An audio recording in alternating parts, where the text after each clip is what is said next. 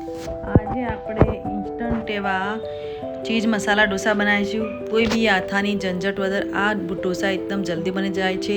આ જ્યારે બી આપણે બનાવવાનું મન થાય એટલે ફટાફટ બનાવીને ખવાઈ શકીએ, કારણ કે આને હાથો લાવવાની જરૂર નથી હોતી અને આ ખાવામાં બી એટલા જ સરસ લાગતા હોય છે આ ઢોસા. તો આ ઢોસા આપણે સાથે કોકોનટ ચટણી, કોપરાની ચટણી પણ બનાવીશું. તે ઢોસા સાથે બહુ જ સારી લાગતી હોય છે. તો અહીંયા આ ઢોસા ઇન્સ્ટન્ટ બનતા હોય છે અને ખાવામાં બી સરસ લાગતા હોય છે. તો આ ઢોસા બનાવવા માટે મેં એક જાર લઈ લીધો છે. એમાં 1 કપ મેં સોજી લીધી છે, 1 વાટકી. સાથે જ 1 ચમચી મેં ઘઉંનો લોટ લઈશ અને 1 ચમચી અહીંયા બેસન લઈશ. તો આ બધું સાથે મળી આપણે મિક્સરમાં ગ્રાઇન્ડ કરી લઈશું, એટલે તેનો સોફ્ટ એવો પાવડર બનાવી લેવાનો. આ થોડી સોજી મોટી વાલી હતી, એટલે બાકી સોજી ઝીણી હોય તો તમે આ રીતે ગ્રાઇન્ડ ના કરો તો બી ચાલે, એને બી ઇન્સ્ટન્ટ બની જતા હોય છે. તો આ પાવડરને આપણે આ રીતે મિક્સિંગ બાઉલમાં લઈ લઈશું. તો આને આપણે એક વાટકી જે સોજી લીધી હતી એ જ વાટકીથી આપણે સાસ લઈશું. તમે દહીં અને પાણી બી લઈ શકો, પણ મારી પાસે સાસ હતી તો મેં સાસ લીધી છે. તો આને આપણે મિક્સ કરીશું સારી રીતે. જરૂર પડે તો ફરીથી આપણે આમાં સાસ એડ કરીશું. તો એ જો સોજી છે, સોજી તો ફૂલી જાય તરત, એટલે એમાં ફરી આપણે અડધો વાટકી જેવી સાસ વધારે અંદર એડ કરી અને મિક્સ કરી લઈએ. તો આ સાસ ના હોય તો દહીં પણ ચાલે.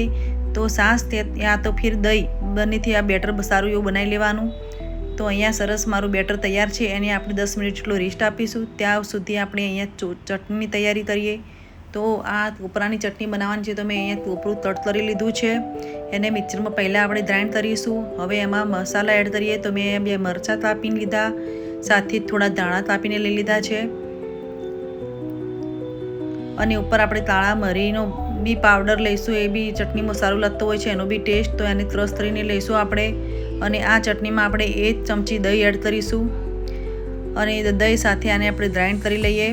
અને અંદર સ્વાદ મુજબ મીઠું એડ કરી અને આને પહેલાં એમને સાદી જ ગ્રાઇન્ડ કરીશું, પછી જ પાણી એડ કરીશું. હવે આમાં આપણે પાણી એડ કરી અહીંયા મારી દહીંમાં મિક્સ કરી પાણી મેં લીધું છે. તો અહીંયા પાણી એડ કરીને આપણે સારી રીતે ગ્રાઇન્ડ કરી લેવાનું, જેથી આપણી ચટણી સારી એવી સ્મૂથ બનીને તૈયાર થાય. તો અહીંયા ચટણી હજી ઘટી છે, તો થોડું પાણી ઓર એડ કરી અને હું આને ફરી ગ્રાઇન્ડ કરીશ, જેથી થોડી પતલી ચટણી થાય. આટલી થીક ચટણી ગમતી હોય તો ચાલે, પણ મારા બાળકોને પતલી થોડી ગમતી હોય છે. તો અહીંયા ચટણી મારી સરસ એવી રેડી છે.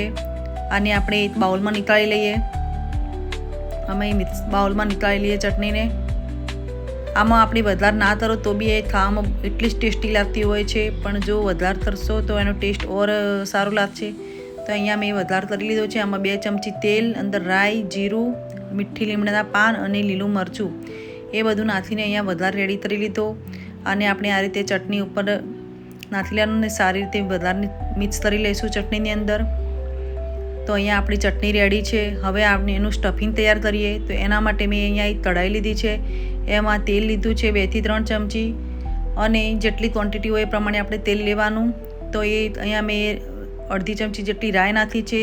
સાથે અહીંયા અડધી ચમચી જેટલી અડદની દાળ અને અડધી ચમચી જેટલી ચણાની દાળ નાખી છે, અને અડધી ચમચી જેટલું જીરું એ બધાનો વઘાર કરી લીધો છે. અને સાથે જ મીઠી લીમડીના પાન લીધા છે અને 2 લીલા મરચાં બી નાખીશું ઝીણા કટ કરીને. આ બધું સરસ સતરાઈ જાય એટલે આપણે ડુંગળી કાપેલી છે રફલી આ રીતે મોટી મોટી કાપી લેવાની. તમને ઝીણી ગમતી હોય તો ઝીણી બી કાપી શકો. તો આ રીતે આ બધું અહીંયા સાંતળી લઈશું આપણે. ડુંગળીને આ રીતે થોડી છૂટી છૂટી કરી લેવાની, અને આ થોડીક વારમાં જ સોફ્ટ થઈ જશે. તો અહીંયા આની અંદર મસાલા આપણે કરીશું. તો આમાં મેં અડધી ચમચી જેટલું મીઠું લીધું છે અને અડધી ચમચી જેટલી હળદર. આને સારી રીતે મસાલા મિક્સ કરી લઈશું. આમાં આપણે લાલ મરચું નહીં નાખીએ, આપણે લીલું મરચું જ નાખ્યું છે. એટલે અહીંયા થોડો ચાટ મસાલો મેં નાખ્યો છે, જેથી સરસ એવો ચટપટો ટેસ્ટ આવશે સ્ટફિંગનો. તો આ બધો મસાલો સારી રીતે સોફ્ટ થઈ જાય ડુંગળી એવી, અને કાળા મરીનો પાવડર બી આપણે ક્રશ કરીને લઈશું. આ મસાલો અને આ ડુંગળીને સારી રીતે ચડી જાય એટલે આપણે આમાં જે બાફેલા બટાકા જે કટ કરીને રાખ્યા છે એ આમાં એડ કરીશું. આને સારી રીતે મિક્સ કરી લેવાના અને મેશ કરી લેવાના. તો અહીંયા આપણું સરસ મસાલો તૈયાર થઈ ગયો. ઉપરથી અડધું લીંબુનો રસ નાખીશું જેથી સરસ એવો ટેસ્ટ આવશે. અહીંયા મારા લીંબુના થોડા બીજ અંદર આવી ગયા છે તો એ નીકાળી લઈએ. અને અહીંયા આપણે ઢોસાનું સ્ટફિંગ તરત જ રેડી થઈ ગયું. આમાં કોઈ જ વાર લાગતી નથી, ઝટપટ બનીને તૈયાર થઈ જાય છે. ઉપરથી ધાણા તાપેલા નાખી દીધા છે. અહીંયા આપણું સ્ટફિંગ એકદમ રેડી છે. તો હવે આપણી ઢોસાની તૈયારી થઈ. તો ઢોસામાં આપણે 10 મિનિટ થઈ ગઈ, સોજી એવી ફૂલી ગઈ હતી સરસ. અને તો અમે અડધી ચમચી મીઠું અને 1 પિંચ જેટલો મેં મીઠો સોડા નાખ્યો છે, એને સારી રીતે મિક્સ કરી લઈએ. અહીંયા મેં તવીને સારી રીતે ગરમ કરી અને બટર લગાવી ઠંડી પાડી દીધી છે. અને ઢોસો ઉતારવા માટે સૌથી પહેલાં મારે વિડીયો નથી લેવાયો, પણ પાણી છાંટી એના ઉપર અને ઠંડી પાડી દેવાની, પછી જ બેટર આ રીતે ફેલાવવાનું. તો આપણું બેટર સારી રીતે ફેલાવશે. તો અહીંયા ઢોસોને મેં 2 વાર આલતી પલટીને બટ ચડવીશ. થોડો શેકી લઈએ અને પાછો પલટી અને આપણે સ્ટફિંગ અંદર એડ કરીશું.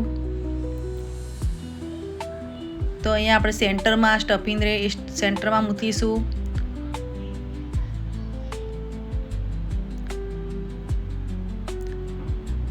સ્ટફિંગને સારી રીતે અહીંયા સેન્ટરમાં આપણે ફેલાવી દઈએ. અને આ બાળકો માટે હું બનાવું છું એટલે આપણે ઉપરથી ચીઝ બી હું ગ્રાઇન્ડ કરી લઈશ, એટલે સીણી લઈશ ચીઝને. એમને ચીઝ અને બટાકાનો ટેસ્ટ બહુ ગમતો હોય છે બાળકોને, ખાસ કરીને મારા દીકરાને મારા સનને તો બહુ જ ગમતો ભાવે છે. તો અહીંયા મેં ચીઝ બી નાખી લીધું છે એના માટે. અને આ ઢોસો આપણો ફટાફટ એવો રેડી થઈ ગયો છે ને એકદમ ઝટપટ બનતી આ રેસીપી. તો આ ઢોસા બનાવવામાં બહુ વાર લાગતી નથી અને કોઈ આપણે પહેલેથી તૈયારી કરવાની જરૂર નથી. સ્ટફિંગ આપણું તરત જ આનું રેડી થઈ જાય. અને આ ઢોસો બી ખાવામાં એટલો જ ટેસ્ટી લાગે છે. ફરીથી આપણે તવી ઠંડી પાડીને પાછું બેટર લગાવવા મૂકવાનું. અને એકદમ જ્યારે આપણે બી બેટર અંદર એડ કરીએ એટલે એકદમ ગેસની ફ્લેમ એકદમ સ્લો રાખવાની, તો જ આપણું બેટર સારી રીતે ફેલાશે. અને તવીને ઠંડી પાડી દેવાની. અને ઠંડી કેવી રીતે પાડવી તે આ રીતે પાણીના છીટા નાખીએ અને ઉપર ટીશ્યુ પેપર યા કોઈ બી કપડુંથી લૂછી લેવાની, એટલે આપણી તવી ઠંડી થઈ જશે. અને ગેસની ફ્લેમ સ્લો રાખવાની. તો ઢોસો ફેલાવી દીધો, એના પર મેં બટર બી લગાવી દીધું સારી રીતે. અને આ ઢોસો આપણે શેજવાન ચટણી સાથે બનાવીશ. મારા એક સનને શેજવાનનો ટેસ્ટ સારો ગમતો હોય છે ચટણીનો, એટલે મેં અંદર ચટણી આ રીતે લગાવી દીધી છે. હવે અંદર સ્ટફિંગ એડ કરીશું. તો સ્ટફિંગમાં એ જ બટાટાવાળું સ્ટફિંગ છે એ જ એડ કરીશું આપણે, એ જ મૂકીશું સેન્ટરમાં. તો અહીંયા આ રીતે સેન્ટરમાં સ્ટફિંગ મૂકી દેવાનું. અને આ ઢોસા બનાવવામાં બહુ જ આસાન છે. આમાં કોઈ આની ઝંઝટ રહેતી નથી. જે પહેલી વાર બી બનાવતું હોય એનાથી બી સારા જ બની જતા હોય છે. તો અહીંયા આના પર બી હું ચીઝને આપણે સીણી લઈશું. તો અહીંયા મારું ચીઝ પતી ગયું હતું એટલે આમાં ઓછું આવ્યું છે. તો અહીંયા ઢોસો બી બનીને સરસ તૈયાર થઈ ગયો છે ને એકદમ ઝટપટ બનતી રેસીપી. તો અહીંયા જો આ ઢોસો બી તૈયાર. હવે આ ઢોસાઓને આપણે કોકોનટ ચટણી સાથે આપીશું. તો આ ઢોસા બી ખાવાની બહુ જ મજા આવતી હોય છે ને આ બહુ જ ઇન્સ્ટન્ટ બની જતા હોય છે.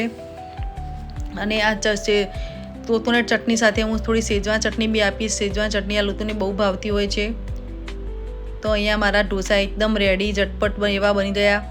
એને આમાં હાથો લાવવાની કોઈ જરૂર હોતી નથી અને ઇન્સ્ટન્ટ બનીને તૈયાર થાય છે. તો જો મારી આ રેસીપી ગમી હોય તો પ્લીઝ મારા વિડીયોને like, share and subscribe. And thank you for watching.